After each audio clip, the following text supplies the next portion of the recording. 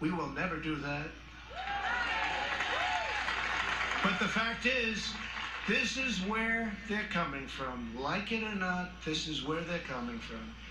If the left gains power, they will demolish the suburbs, confiscate your guns, and appoint justices who will wipe away your Second Amendment and other constitutional freedoms. Biden is a Trojan horse for socialism. If Joe Biden doesn't have the strength to stand up to wild-eyed Marxists like Bernie Sanders and his fellow radicals, and there are many, we see them all the time, it's incredible actually, then how is he ever going to stand up for you? He's not. The most dangerous aspect of the Biden platform is the attack on public safety. The Biden-Bernie manifesto calls for abolishing cash bail, immediately releasing 400,000 criminals onto the streets and into your neighborhoods. When asked if he supports cutting police funding, Joe Biden replied, yes, absolutely. When Congresswoman Ilhan Omar called the Minneapolis Police Department a cancer that is rotten to the root, Biden wouldn't disavow her support and reject her endorsement. He proudly displayed it shortly later on his website. Displayed it in big letters.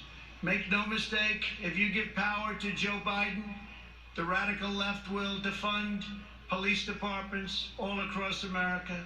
They will pass federal legislation to reduce law enforcement nationwide. They will make every city look like Democrat-run Portland, Oregon. No one will be safe in Biden's America. My administration will always stand with the men and women of law enforcement.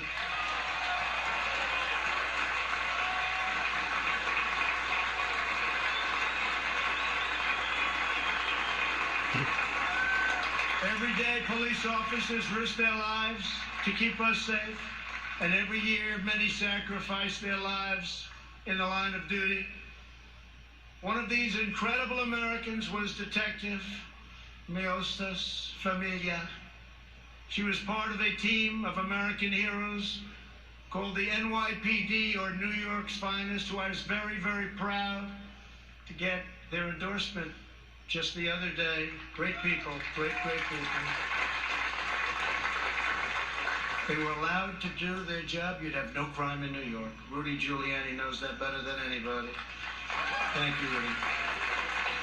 3 years ago on the 4th of July weekend, Detective Familia was on duty in her vehicle when she was ambushed just after midnight and murdered by a monster who hated her purely for wearing the badge. Detective Familia was a single mom. She recently asked for the night shift so she could spend more time with her kids. 2 years ago, I stood in front of the U.S. Capitol alongside those beautiful children and held their grandmother's hand as they mourned their terrible loss, and we honored Detective Familia's extraordinary life. It was extraordinary. Detective Familia's 3 children are with us this evening. Genesis, Peter, Delilah, we are so grateful to have you here tonight. Thank you very much for coming. Thank you very much. Thank you.